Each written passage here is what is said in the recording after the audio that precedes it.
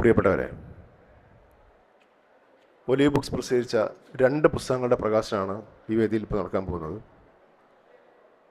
ബേപ്പൂർ മുരളീധര പണിക്കരുടെ 103-ാമത്തെ പുസ്തകമാണ്. 4ഓളം പുസ്തകങ്ങൾ ഒലിവ് പബ്ലിഷ് ചെയ്തിട്ടുണ്ട്. ദുഃഖശില, കറുത്ത ചങ്ങല 2 ചെറിയ നോവലുകളാണ്. പുസ്തകം പ്രകാശനം ചെയ്യുന്നത് നമ്മുടെയൊക്കെ ഏറ്റവും പ്രഗത്ഭനായ അലിയാർ സാറാണ്. സാറിനെ ഈ വേദിയിലേക്ക് അഭിമാനപൂർവ്വം ക്ഷണിക്കുന്നു. പുസ്തകം സ്വീകരിക്കുന്നത് മലയാളത്തിൻ്റെ തന്നെ പ്രിയപ്പെട്ട കവി ശൈലനാണ്. അദ്ദേഹത്തെ ഈ വേദിയിലേക്ക് സ്വാഗതം ചെയ്യുന്നു. ഏറ്റവും പ്രധാനപ്പെട്ട മലയാളത്തിലെ നിരൂപകനും എഴുത്തുകാരനായിട്ടുള്ള സുനിൽ സി അദ്ദേഹത്തെയും സ്വാഗതം ചെയ്തുകൊണ്ട് അധ്യക്ഷ സ്ഥാനത്തേക്ക് ക്ഷണിച്ചുകൊണ്ട് വേദിയിലും സദസ്സിലുള്ള ഏറ്റവും പ്രിയപ്പെട്ടവരെ, നോവലിൻ്റെ മാറുന്ന കാലത്തെക്കുറിച്ച്, മാറുന്ന ഭാവനയെക്കുറിച്ചൊക്കെ ലോകത്തെവിടെയും നോവൽ അഡിക്ഷൻ എന്ന് പറയുന്ന സംഗതിയിൽ നിന്ന് പിൻവാങ്ങിക്കൊണ്ടാണ് ചർച്ചകൾ ഉണ്ടായിക്കൊണ്ടിരിക്കുന്നത്. ഒരുപക്ഷെ ഡ്രഗ്സ് അഡിക്ഷനെതിരെ ഒരു നോവൽ എഴുതുന്ന ഒരു നോവലിസ്റ്റ് ഏറ്റവും പുതിയ കാലത്തിൽ ഇടപെടുന്നത് എങ്ങനെ എന്നൊക്കെ ഈ കുഞ്ഞ് നോവലിൽ നിന്ന് മനസ്സിലാക്കാം. മലയാളി പൊതുവെ നോവലിൻ്റെ അഡിക്ഷൻ ഈ അടുത്ത കാലത്തുണ്ടായ ഒരു സംഗതിയാണ്. ലോകത്ത് ലിംഗ്വിസ്റ്റിക് ഫിലോസഫിയും പോയട്രിയും ഹിസ്റ്ററിയും ചലച്ചിത്രവും സംഗീതവും ഫോക്ക് കൾച്ചറുമൊക്കെയാണ് ഏറ്റവും പ്രധാനപ്പെട്ട വിഷയങ്ങളായി ഈ അടുത്ത കാലങ്ങളിൽ ചർച്ചയാകുന്നത്. ഒരെഴുത്തുകാരൻ 100-ലധികമോ നോവലുകളോ അല്ലെങ്കിൽ തതുല്യമായി ഷോർട്ട് ഫിക്ഷനോ ഒക്കെ എഴുതി ഇത്രയും കാലം നിലനിൽക്കുന്നു എന്ന് പറഞ്ഞാൽ അതിനർത്ഥം ഒരു കാലഘട്ടത്തിൽ ആ കാലഘട്ടം ആവശ്യപ്പെടുന്നത്. ഇപ്പം ഈ ശീർഷകങ്ങൾ തന്നെ ശ്രദ്ധിക്കുക. മലയാളത്തിലെ ഏറ്റവും പ്രധാനപ്പെട്ട ഒരു നടൻ്റെ സിനിമകളുടെ ശീർഷകം മിസ്റ്റർ ഫ്രോഡ്, പെരിച്ചാഴി, കൂതറ എന്നൊക്കെയാണ്. അതായത് ചില ശീർഷകങ്ങൾ കാലം ആവശ്യപ്പെടുന്നതാണ്. ഒന്നിൻ്റെ പേര് കറുത്ത ചങ്ങല എന്നാണ്. കറുത്ത ചങ്ങല എന്ന് പറയുന്ന ശീർഷകം തന്നെ ഒരുപക്ഷെ ഈ സമകാലിക മനുഷ്യൻ അവൻ്റെ മനുഷ്യജീവിതത്തിൽ നേടുന്ന എല്ലാത്തരം മാനസിക സംഘർഷങ്ങളെയും ജീവിത സംഘർഷങ്ങളെയും ഒക്കെ ഈ ശീർഷകം ഒരുപക്ഷെ അടയാളപ്പെടുത്തുന്നുണ്ട്. അതിന് ശീർഷകം കാലം തന്നെയാണെന്ന് തെളിയിക്കുന്ന 2 ശീർഷകങ്ങളാണ് ഒരുപക്ഷെ ഇവിടെ പ്രകാശിതമാകുന്നത്. തീർച്ചയായിട്ടും ഈ 2 നോവലുകൾക്കും അതിൻ്റെ എഴുത്തുകാരനും എല്ലാവിധ വായനാദൂരവും ആശംസിക്കുകയാണ്. സ്നേഹപൂർവ്വം അലിയാർ സാറിനെ പുസ്തകത്തിൻ്റെ പ്രമുക്തി കർമ്മത്തിനായി ക്ഷണിക്കുകയാണ്. ആദ്യം കറുത്ത ചങ്ങലയുടെ പ്രമുക്തി കർമ്മമാണ്. അത് ഏറ്റുവാങ്ങുന്നതിന് വേണ്ടി ഏറ്റവും പ്രിയപ്പെട്ട കവി ശൈലനെ സ്നേഹപൂർവ്വം ക്ഷണിക്കുന്നു. അടുത്ത പുസ്തകം അലിയാർ സാർ പ്രകാശനം ചെയ്യും. നമ്മുടെ പ്രിയപ്പെട്ട സുനിൽ സി ഏറ്റുവാങ്ങും.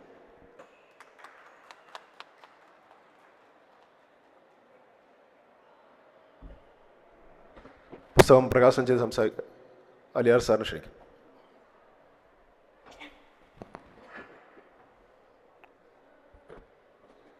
ബഹുമാന്യരെ, എല്ലാവർക്കും വിനീതമായ നമസ്കാരം.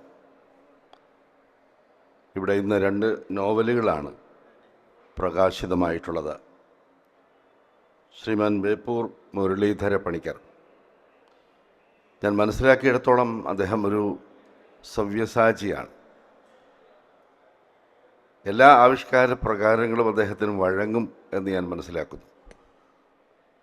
നോവൽ മാത്രമല്ല, കഥയും കവിതയും നാടകവും അദ്ദേഹത്തിന് വഴങ്ങിയിട്ടുണ്ട്. അതുകൊണ്ടാണ് ഇത്രയധികം പുസ്തകങ്ങൾ ഈ വിവിധ മേഖലകളിലായി അദ്ദേഹത്തിന് എഴുതുവാൻ കഴിഞ്ഞത്.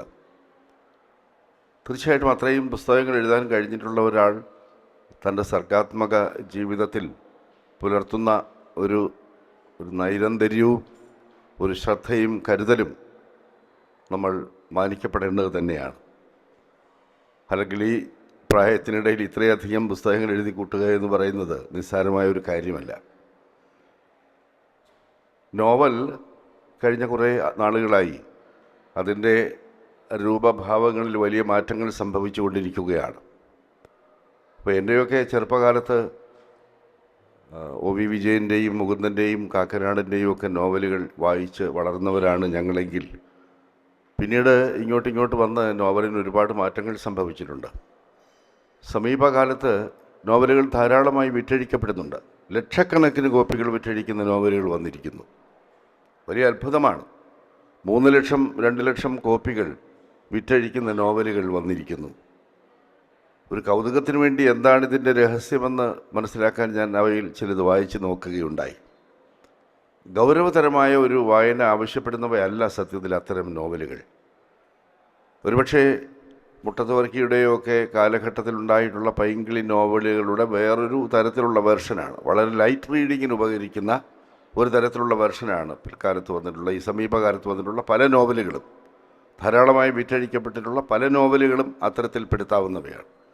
ഒരുപക്ഷെ ഒരു ചലച്ചിത്രം കാണുന്നത് പോലെയോ ഒക്കെ വളരെ വേഗത്തിൽ വായിച്ച് പോകാവുന്ന നോവല്. അതായിരിക്കുന്നു ഈ കാലഘട്ടത്തിൽ ഇപ്പോൾ വന്നിരിക്കുന്ന ഒരു ചേഞ്ച് എന്നെനിക്ക് തോന്നുന്നു. ഗൗരവതരമായ വായന ഏതാണ്ട് നോവലിൻ്റെ കാര്യത്തിലെങ്കിലും അസ്തമിച്ചിരിക്കുന്നു എന്ന് തോന്നുന്ന വിധത്തിലാണ് നോവലുകൾ വന്നുകൊണ്ടിരിക്കുന്നത്. ഈ ഒരു സാഹചര്യത്തിലാണ് ശ്രീ ബേപ്പൂർ മുരളീധര പണിക്കരുടെ 2 നോവലുകൾ ഇവിടെ പ്രകാശിതമായിരിക്കുന്നത്.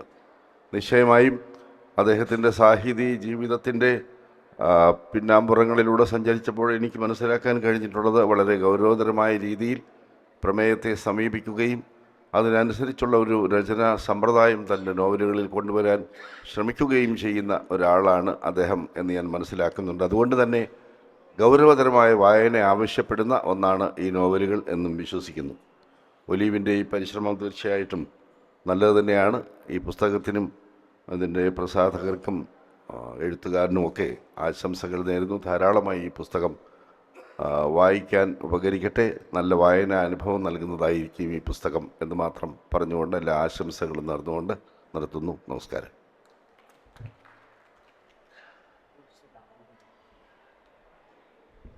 പുസ്തകം ഏറ്റുവാങ്ങിയ ശൈലൻ സംസാരിക്കും.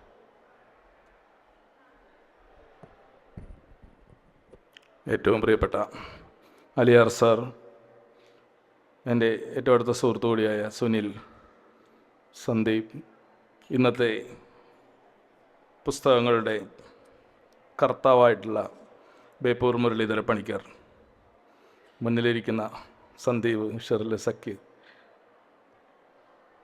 ഈയൊരു പുസ്തകം ഏറ്റുവാങ്ങാൻ ഇടയായതിൽ ഞാൻ സന്തോഷിക്കുന്നു. ദുഃഖശില എന്നുള്ള പുസ്തകമാണ് അലിയാർ സാറുടെ കയ്യിൽ നിന്ന് ഞാൻ ഏറ്റുവാങ്ങിയിരിക്കുന്നത്. ഏറ്റുവാങ്ങി തിരിഞ്ഞ സമയത്ത് ഞാൻ നോവലിസ്റ്റിനോട് ചോദിച്ചു എത്രാമത്തെ പുസ്തകമാണെന്ന്. അദ്ദേഹത്തിൻ്റെ 103-ാമത്തെ പുസ്തകമാണെന്ന് പറഞ്ഞു. ഭയങ്കര ബഹുമാനം തോന്നിപ്പോകുന്നു. കാരണം ഞാൻ കവിത എഴുതുന്ന ഒരാളാണ്. കവിതയും കുറിപ്പുകളും ചെറിയ ചെറിയ ലേഖനങ്ങളൊക്കെ എഴുതുന്ന ആളാണ്. അപ്പോൾ ഒരു നോവൽ എഴുതുന്ന ആളോട് എനിക്ക് പണ്ടേ റെസ്പെക്റ്റാണ്. കാരണം നോവൽ എഴുതാൻ ഫിസിക്കലായിട്ടുള്ളൊരു അധ്വാനം കൂടെ വേണം, മാനസികമായിട്ട് ഒരുപാട് അധ്വാനം വേണം. അതിൻ്റെ കൂട്ടത്തിൽ ഇപ്പോൾ ഈ പുസ്തകം തന്നെ 110 പേജുണ്ട്. അതിൻ്റെ കൂടെ പ്രസിദ്ധീകരിച്ച പുസ്തകം 104 പേജുണ്ട്. അപ്പോൾ ഇത്രയും എഴുതി ഉണ്ടാക്കുക എന്ന് പറഞ്ഞു കഴിഞ്ഞാൽ ഒരു മനുഷ്യൻ്റെ ജീവിതത്തിൽ നിന്നും ഒരുപാട് സമയം അതിനായി ചിലവഴിക്കേണ്ടതുണ്ട്. ഇപ്പോൾ എൻ്റെ കാര്യം പറയുകയാണെങ്കിൽ ഒരു കവിതയൊക്കെ മനസ്സിൽ തോന്നിയപ്പോലും അത് എഴുതാൻ മടിയുള്ള ഒരാളാണ്. ഈ 2025 കഴിഞ്ഞപ്പോൾ ആകെ നോക്കിയപ്പോൾ 2 കവിതയാണ് എഴുതിയത്. അതിൽ കൂടുതലൊക്കെ സത്യം പറഞ്ഞാൽ എഴുതാൻ സാധിക്കും. പക്ഷേ നമ്മുടെ ഈ മനസ്സിൻ്റെ മടിയും മറ്റു ആലസ്യങ്ങളും അലസതകളും അല്ലെങ്കിൽ തിരക്കുകളും എല്ലാം കൂടെ ബാക്കി വയ്ക്കുമ്പോൾ ഇതിനുള്ളൊരു സമയം കണ്ടെത്താൻ കഴിയാറില്ല എന്നുള്ളതാണ് സത്യം. ഒരു കൗതുകമൊക്കെ കഴിഞ്ഞാൽ പിന്നെ എഴുത്ത് കുറഞ്ഞു പോവുകയാണ്. 100 പുസ്തകങ്ങൾ കഴിഞ്ഞിട്ടും അദ്ദേഹത്തിന് വീണ്ടും വീണ്ടും എഴുതാനുള്ള ഒരു എനർജിയുണ്ട്. മറ്റൊരു തൊഴിൽ വ്യാപൃതനായുള്ള വ്യക്തിയാണ് അദ്ദേഹം എന്ന് ഞാൻ മനസ്സിലാക്കുന്നു. എഴുത്ത് മാത്രം തൊഴിലായിട്ടുള്ള ആളല്ല എന്നുള്ളത് ബയോഡാറ്റ വായിച്ചപ്പോൾ മനസ്സിലാക്കുന്നു. അപ്പോൾ ഇനിയും അദ്ദേഹത്തിന് ഒരുപാട് പുസ്തകങ്ങൾ എഴുതാൻ കഴിയട്ടെ എന്ന് ആശംസിക്കുക മാത്രമേ ഈ ഒരു വേദിയിൽ വെച്ച് ചെയ്യാനുള്ളൂ. ഈ ഒരു നിയമസഭാ പുസ്തകോത്സവത്തിനോടനുബന്ധിച്ച് നടക്കുന്ന സാഹിത്യോത്സവത്തിൽ നിയമസഭയ്ക്ക് ഉള്ളിലുള്ള വേദിയിൽ വെച്ച് തന്നെ ഈ ഒരു പുസ്തകം പ്രകാശിപ്പിക്കാൻ കഴിഞ്ഞു എന്നുള്ളത് ഗ്രന്ഥകർത്താവിനും പ്രസാധകനും ഏറ്റുവാങ്ങിയ ആളുകൾക്കും പ്രകാശനം ചെയ്ത അലിയാർ സാറിനും എല്ലാം സന്തോഷമുണ്ടാക്കുന്ന കാര്യം തന്നെയാണ്. ഇതിൻ്റെ ഉള്ളിലായതുകൊണ്ട് ഓഡിയൻസ് കുറച്ച് കുറവുണ്ട്. എന്നാൽ പോലും ഈ വേദിയുടെ ഒരു തിളക്കത്തിനൊട്ടും കുറവ് വരുന്നില്ല.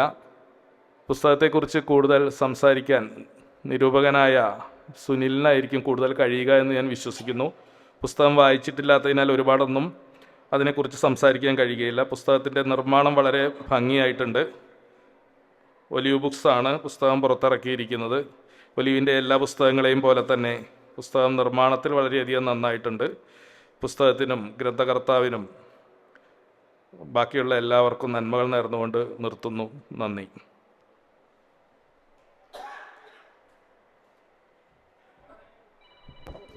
നമ്മളോട് സുനിൽ സി നമ്മൾ സംസാരിക്കും.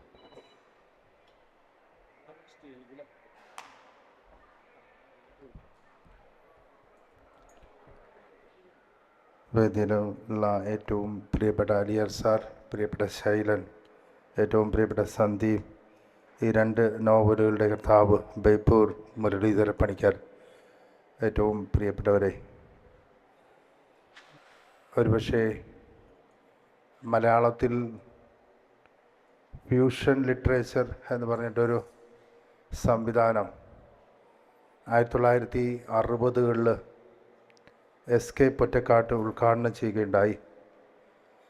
അതിൻ്റെ ആ ജനുസിൻ്റെ പേര് നോവടകം എന്നാണ്. ഫിക്ഷൻ്റെയും നാടകത്തിൻ്റെയും ഒക്കെ ഒരു മിശ്രിത രൂപം എന്നൊക്കെ പറയാവുന്ന രീതിയിലുള്ള സംഗതി. അധ്യായം എന്നൊക്കെ പ്രയോഗിക്കുന്നതിന് പകരം പടലം എന്നൊക്കെ പ്രയോഗിച്ചുകൊണ്ടാണ് ഒരുപക്ഷെ SK പൊറ്റക്കാട് നോവലിനും നാടകത്തിനും അരങ്ങിനും ഭാഷയ്ക്കും ഇടയിൽ നിൽക്കുന്ന നോവടകം എന്ന് പറയുന്ന ഒരു സംഗതിക്ക് രൂപം കൊടുത്തത്. അതിനൊരു പ്രത്യേക ഉദ്ദേശമുണ്ടായിരുന്നു.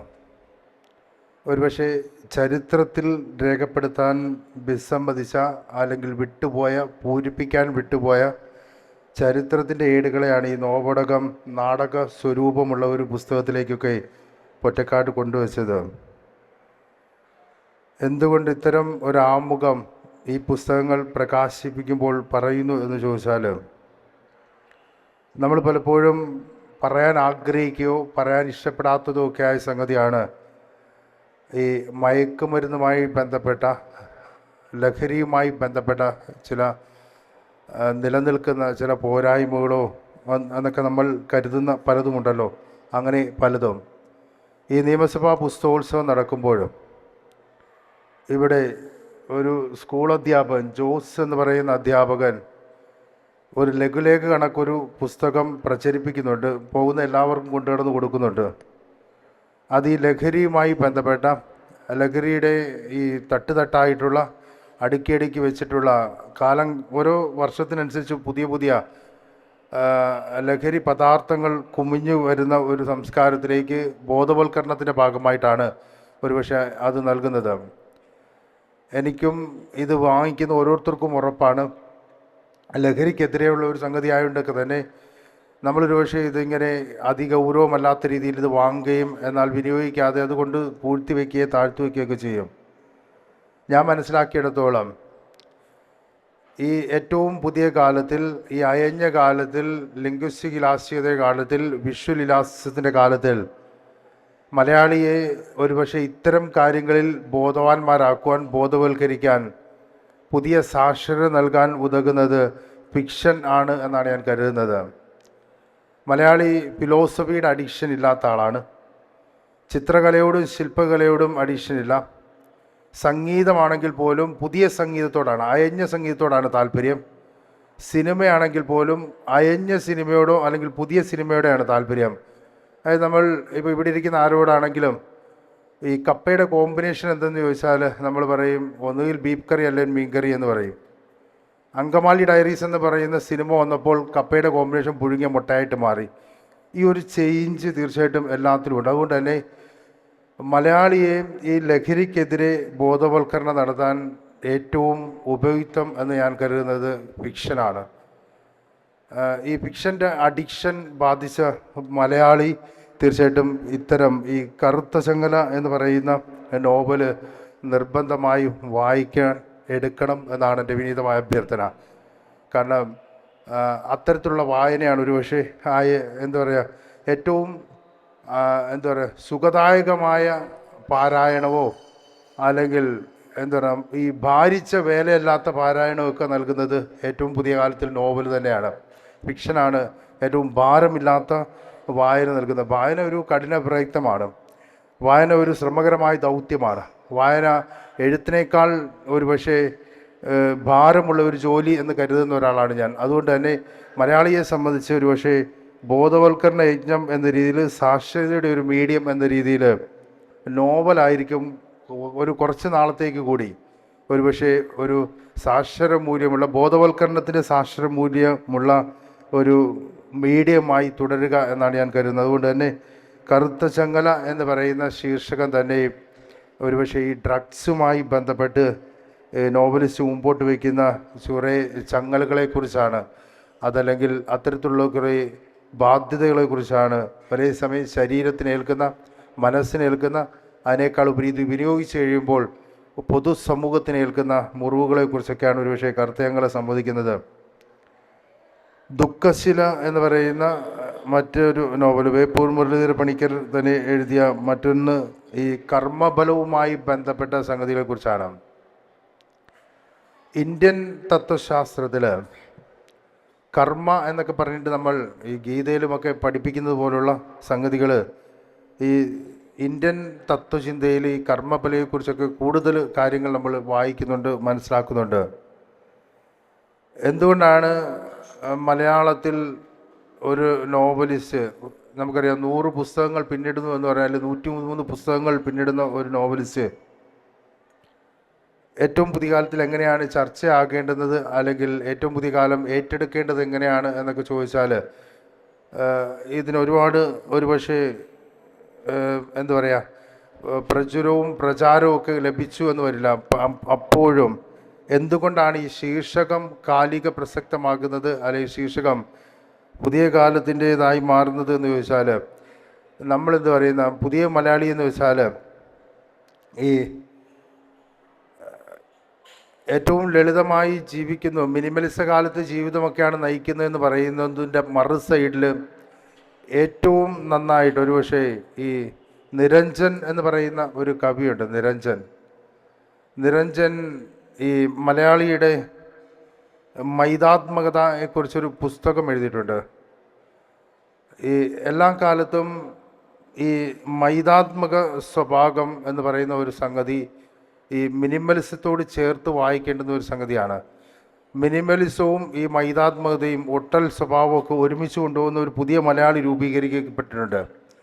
ആ പുതിയ മലയാളിയുടെ മുമ്പിലേക്ക് ഒരു പക്ഷേ കാലാകാലങ്ങളായി 2 കാലങ്ങൾ, 2 തലമുറകൾ അല്ലെങ്കിൽ അതിലധികം തലമുറകൾ വെച്ച് മാറുന്ന ഏറ്റവും പ്രധാനപ്പെട്ട ഒരു വാക്കാണ് കർമ്മഫലം എന്നൊക്കെ പറയുന്ന സംഗതി. ഈ കഥയുടെ പൊരുളിലേക്ക് പോകുന്നതിനേക്കാൾ ഉപരി ഈ എഴുത്തുകാരൻ മുമ്പോട്ട് വയ്ക്കുന്ന ഈ ദാർശനിക പരിസരത്തെയൊക്കെ കുറിച്ച് നമ്മൾ ആലോചിക്കാൻ തീർച്ചയായിട്ടും ഈ ദുഃഖശില എന്ന് പറയുന്ന നോവൽ ഇടയാക്കുമെന്നാണ് ഞാൻ കരുതുന്നത്. കാരണം ഈ നമ്മൾ എന്താ പറയുക ഈ സിസേക്കിനെ പോലുള്ള തത്വചിന്തകർ, ഉനാമിനെ പോലുള്ള തത്വചിന്തകർ എന്തുകൊണ്ടാണ് ഈ സാഡ്നെസ് അല്ലെങ്കിൽ ദുഃഖം എന്ന് പറയുന്ന സംഗതി മസ്റ്റ് എക്സിസ്റ്റ് എന്ന് പറയുന്നത് എന്ന് ചോദിച്ചാൽ അതിനുള്ള ഉത്തരമൊക്കെ ഒരുപക്ഷെ നിങ്ങൾക്ക് ഇതിൽ നിന്ന് കണ്ടെടുക്കാൻ പറ്റാം. അതിനുള്ള പ്രധാന കാരണം എന്ന് പറയുന്നത് ഗോഡ് മസ്റ്റ് എക്സിസ്റ്റ് എന്ന് പറയുന്നത് പോലെ തന്നെയാണ് സാഡ്നെസ് മസ്റ്റ് എക്സിസ്റ്റ് എന്ന് മറു സൈഡിൽ നമ്മൾ പറഞ്ഞു വയ്ക്കുന്നത്. ദുഃഖം ഉള്ളിടത്ത് മാത്രമേ ഗോഡിന്, ദൈവത്തിന് പ്രസക്തി ഉള്ളൂ എന്നുള്ളതാണ്. ദൈവത്തിന് പ്രസക്തി ഉള്ള ഇടങ്ങളിലൊക്കെയും ദുഃഖം ഉണ്ടായിരിക്കുമെന്നാണ് സിസേക്കിനെ പോലുള്ളവർ വാദിക്കുന്നത്. ഉനാമിനെയാണ് പറഞ്ഞത് ഗോഡ് മസ്റ്റ് എക്സിസ്റ്റ്, സിസേക്ക് പറയാണ് സാഡ്നെസ് മസ്റ്റ് എക്സിസ്റ്റ്. അങ്ങനെ ദുഃഖം ഉള്ളിടത്ത് ദൈവവും, ദൈവം ഉള്ളിടത്ത് ദുഃഖവും ഉണ്ടായിരിക്കും എന്നുള്ളതാണ്. ഇത് കർമ്മദോഷമെന്നോ കർമ്മഫലമെന്നോ ഒക്കെ പറയുന്ന സംഗതി രൂപീകൃതമാകുന്നത് ഇത്തരം ഒരു സാഹചര്യത്തിൽ നിന്നാണ്. അതുകൊണ്ട് ബേപ്പൂർ മുരളീധര പണിക്കരുടെ കറുത്ത ചങ്ങല എന്ന് പറയുന്ന ശീർഷകത്തിലുള്ള ഈ നോവല് ഒരുപക്ഷെ ഡ്രഗ്സ് അഡിക്ഷനെതിരെയാണെങ്കിൽ മറ്റൊന്ന് മിനിമലിസ കാലത്ത് ജീവിക്കുന്ന മനുഷ്യൻ, മൈതാത്മകതയുടെ കാലത്ത് ജീവിക്കുന്ന മനുഷ്യൻ എങ്ങനെയാണ് ഭൂമിയിൽ ഈ മിനിമം നന്മയെങ്കിലും നിലനിർത്തേണ്ടതെന്നൊക്കെ ദുഃഖശീല പറഞ്ഞുതരാം. അല്ലായെങ്കിൽ ഈ ദുഃഖത്തിൻ്റെ പിമ്പേ പോയ കവികളെ പോലെ എന്നും ദുഃഖിച്ച് കഴിയുന്ന മനുഷ്യരായിട്ടൊക്കെ ഭൂമിയിൽ നിലനിൽക്കേണ്ടി വരും എന്നൊക്കെയുള്ള തോന്നലുകൾ തീർച്ചയായിട്ടും ഈ ശീർഷകവും കൈമാറുന്നുണ്ട്. അതുകൊണ്ട് തന്നെ ദുഃഖശിലയും കറുത്ത ചെങ്ങലയും സമീപ ഭാവിയിൽ നോവൽ അഡിഷൻ്റെ കാലത്തിൽ ചർച്ചയാകട്ടെ, സ്വീകൃതമാകട്ടെ, കൂടുതൽ വായനക്കാരിലേക്ക് എത്തട്ടെ എന്ന് ഒടുങ്ങാതെ ആശംസിക്കുന്നു. ഈ കൃതികൾക്ക് വായനാദൂരം ആശംസിക്കുന്നു. പ്രിയ സുഹൃത്തുക്കളെ, വേദിയിലും സദസ്സിലും ഇരിക്കുന്ന മഹൽ വ്യക്തികളെ, ഇത് ഉദ്ഘാടനം കർമ്മം നിർവഹിച്ച അലി സാർ, ഏറ്റുവങ്ങിയ സുനിൽ സാർ, മറ്റുള്ള എല്ലാവരോടും നമ്മുടെ ഇന്നത്തെ ഈ ലോകം കടന്നു പോകുന്നത് തന്നെ ഒരു ദുഃഖത്തെ കൂടിയാണല്ലോ. എവിടെ സന്തോഷം ഉണ്ടെങ്കിലും അവിടെ ഒരു ദുഃഖം ഉണ്ടാവും. പക്ഷെ ദുഃഖം നമ്മൾ ഉണ്ടാക്കുന്ന ഒരു ദുഃഖം ഉണ്ടാവും. ഈ ഇപ്പോഴത്തെ ജനറേഷൻ, അത് ഇന്നത്തെ തലമുറ, ഒരു സ്കൂൾ വിദ്യാഭ്യാസം പൂർത്തീകരിക്കാൻ വേണ്ടിയാണ് നമ്മളെല്ലാവരും തന്നെ സ്കൂളിലേക്ക് പറഞ്ഞയക്കുന്നത്. അവിടെ നിന്ന് നടക്കപ്പെടുന്നത് വളരെ സങ്കടമായിരിക്കുന്ന മയക്കുമരുന്നുകളാണ്. അപ്പം നാളത്തെ നമ്മുടെ ഇന്ത്യയുടെ സമ്പൽ സമൃദ്ധിയാവേണ്ട കുട്ടികൾ, വിദ്യാസമ്പർക്കത്തിലൂടെയാണ് അതായത് സമ്പൽ സമൃദ്ധി നമുക്ക് ഇന്ത്യക്ക് കിട്ടേണ്ടത്. അങ്ങനെയായിരിക്കുന്നൊരു തലമുറ നശിക്കാൻ കാരണമായിരിക്കുന്നതാണ് മയക്കുമരുന്ന്. അതിനെ ഉന്മൂലനം ചെയ്യാൻ നമുക്ക് സാധിക്കണം, നമ്മുടെ എഴുത്തുകാർക്ക് സാധിക്കണം, എഴുത്തിൻ്റെ ആ മോർച്ച കൊണ്ട് സാധിക്കണം. നമുക്ക് അത് ആ കുട്ടികളെ രക്ഷപ്പെടുക എന്നൊരു മാർഗമാണ് ഞാൻ ഈ കറുത്ത ചങ്ങല എന്ന് ബന്ധിപ്പിച്ചുള്ള ഒരു കഥ എഴുതാൻ കാരണം തന്നെ. ഇന്ന് എത്രയോ മാതാപിതാക്കന്മാർക്ക് ഇന്ന് കുട്ടികളയക്കുന്ന കുട്ടികളെ കൈ കൊണ്ട് മരിക്കപ്പെടുന്നു, കുട്ടികൾക്ക് സ്വഭാവം നശിക്കപ്പെടുന്നു.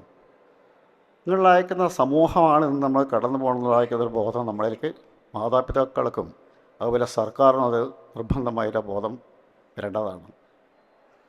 എത്രയോ കാലഘട്ടമായി നടന്നു വന്നിരിക്കുന്നൊരു വിളയാട്ടമാണെന്ന്. അതിന് മറ്റുള്ളവർ ഈ അധ്യാപകർ പോലും അതിന് സൈഡ് നിൽക്കുന്ന ഒരു അവസ്ഥ ഉണ്ടായിട്ട് വരുന്നുണ്ട് അതിന്. അപ്പം തീർച്ചയായിട്ടും അതിന് സർക്കാർ അതിനൊരു കരുതൽ തന്നെ എടുക്കേണ്ടായിരുന്നു. സ്കൂളിലും കോളേജ് തലത്തിൽ വായിക്കുന്നതിൽ ഈ മരുന്നുകൾ നിരോധിക്കാൻ വേണം. അതിന് ജനങ്ങൾ കൂടി, അല്ലെങ്കിൽ മാതാപിതാക്കന്മാരും ജനങ്ങളെല്ലാം കൂടി തയ്യാറായി നിൽക്കുന്ന ഇതാണ് വരേണ്ടത്. മറ്റ് മാഫിയക്കാരാണ് കൂടുതലായിട്ട് ചെയ്തുകൊണ്ടിരിക്കുന്നത്. അപ്പോൾ അത് കുട്ടികളിൽ ബോധവൽപ്പിക്കുക, കുട്ടികളിലായിരിക്കും ബോധം ഉണ്ടാക്കി തീർക്കുക. അങ്ങനെ കുട്ടികൾ നന്നാവുള്ളതായിരിക്കുന്ന ഒരു കാരണമാണ് നമ്മൾ ചെയ്തു വരേണ്ടത്. ഇത് ഇത്രയും സംസാരിച്ച് എൻ്റെ എല്ലാവരും കൂടെ ചെയ്തിരിക്കുന്ന എല്ലാവരും എല്ലാവർക്കും എല്ലാവർക്കും സംസാരിക്കുള്ളൂ. ഞാൻ നിർത്തുന്നു. നമസ്കാരം, നന്ദി.